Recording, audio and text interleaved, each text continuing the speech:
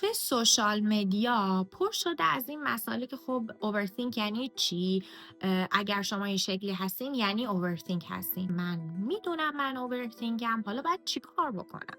وقتی که شما یک فکر کلی میاد تو ذهنتون، اون فکر میچسبه به یه فکر دیگه و در نهایت این اتصالات میرسن به یک فکری که منبع ریشه تمام این افکار هست. یه کاغذ بردارین و روی اون کاغذ بنویسین که اون فکر شروع کننده چیه.